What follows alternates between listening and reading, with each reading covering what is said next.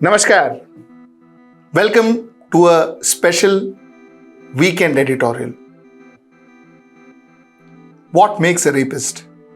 That's what I want to discuss with you today. Let's get right into the show.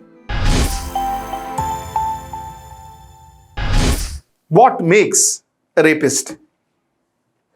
Is a rapist somebody who is a psychopath? Is it a mental deformity? Is it a DNA default? Is it the environment? What makes a rapist?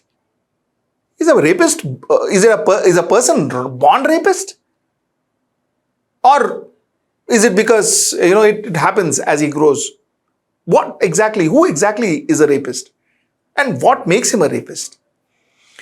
You see, my team and I had done a research way back in 2013, late 13, early 14, wherein we spoke to a lot of rape victims. We spoke to convicted Eve-teasers. We spoke to convicted rapists. We spoke to some psychologists. We spoke to human behavior experts.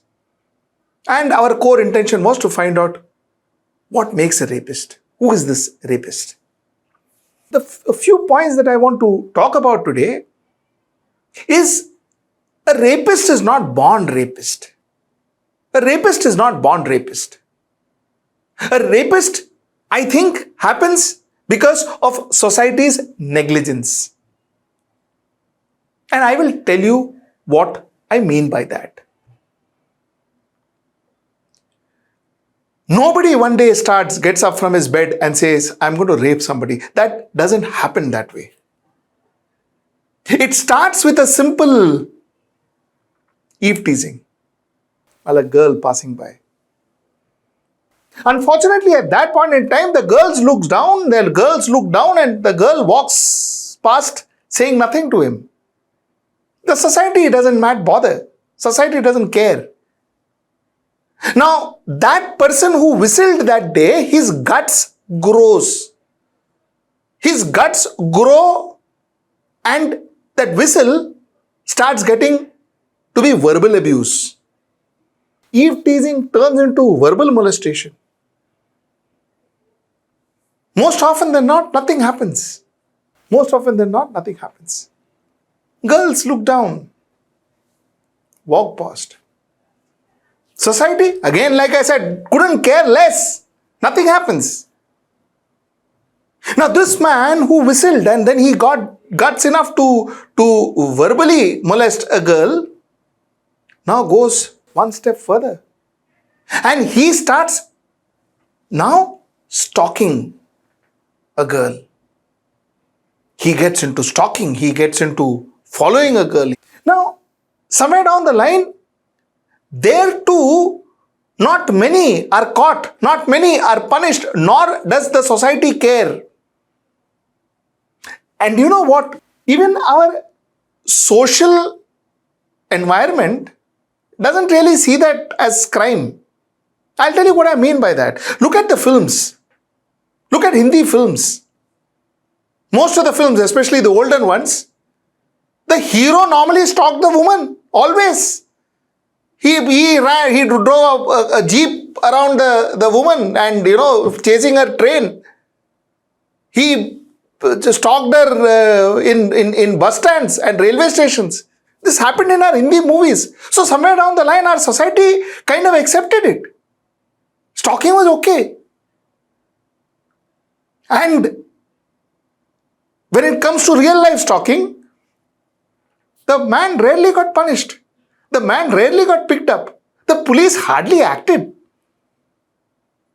And this man's guts, which started as a whistle to verbal abuse or verbal molestation to stalking, it just went from step 1 to step 2 to step 3.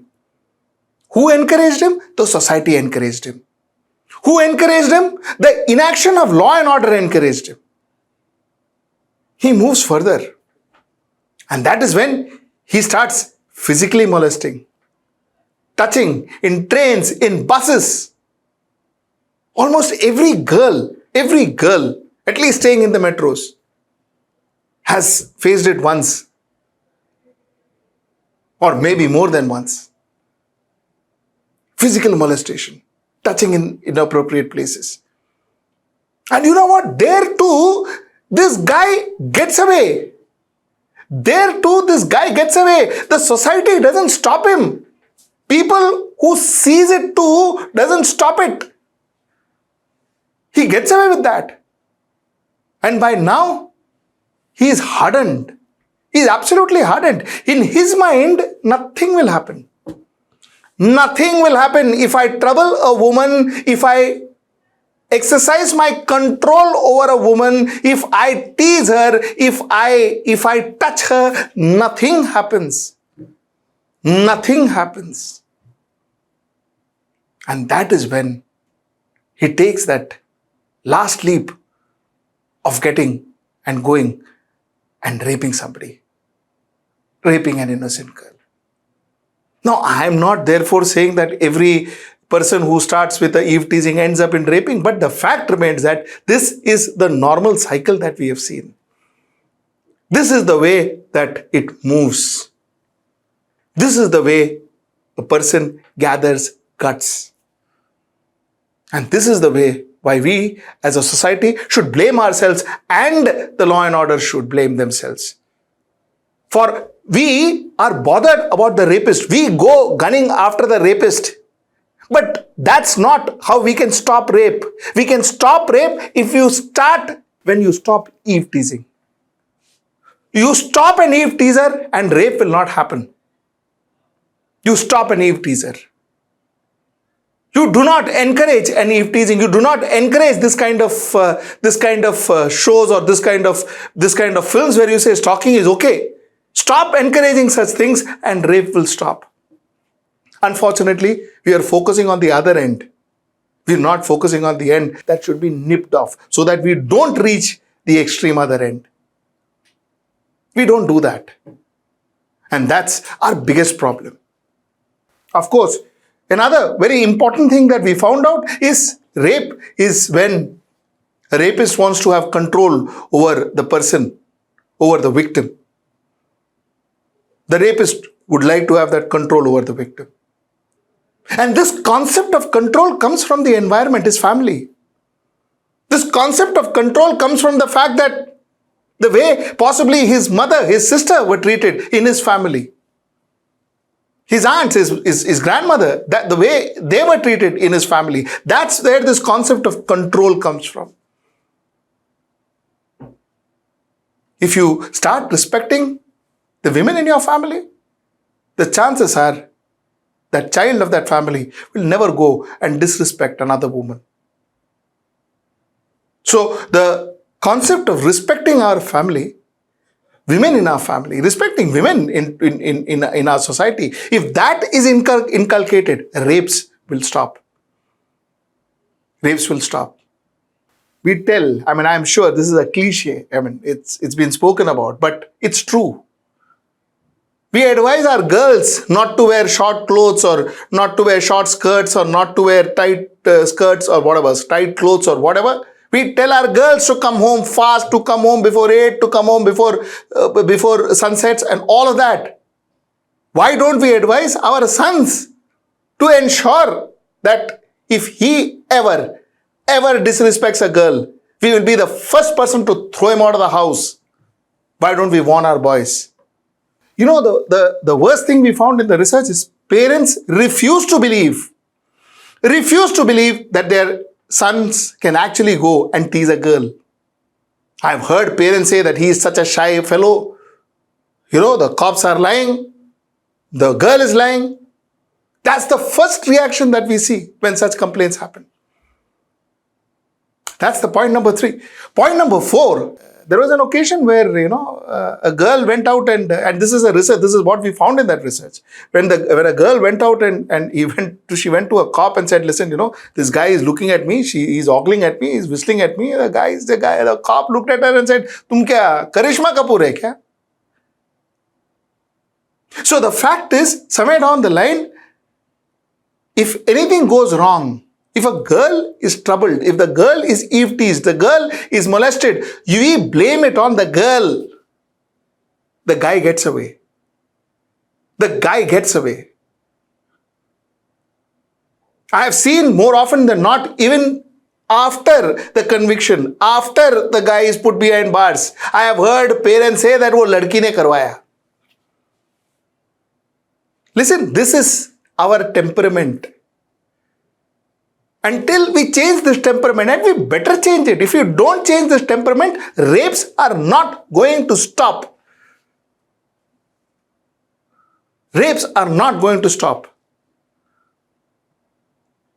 And lastly,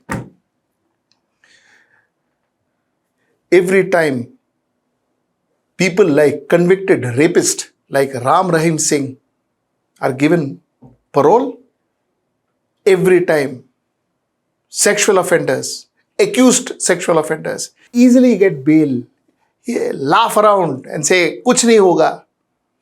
Every time such things happen in this society, believe me every incident is giving birth to 10 new rapists in this country.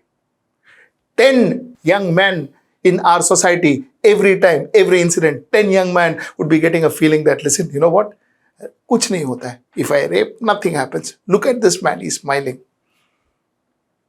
Because you never know where inspiration comes from. For a lot of people, a sexual offender, a rapist could be their inspiration. That youth could be looking at him, isko to kuch nahi hua. Nothing happened to him. Mujhe kya hoga? It's not just about law and justice. It is about correcting our society. And that is why we, all of us, say that, listen, such people should not be given parole. A convicted rapist should not be enjoying his birthday at home. He should not be given parole because he wants to enjoy his birthday purely for votes. The government does it purely for votes. Beti Bachao will never happen like this. Beti Bachao will never happen like this. If you are serious about Beti Bachao, we need to take serious steps. There has to be serious consideration. There has to be serious changes that is brought in our society.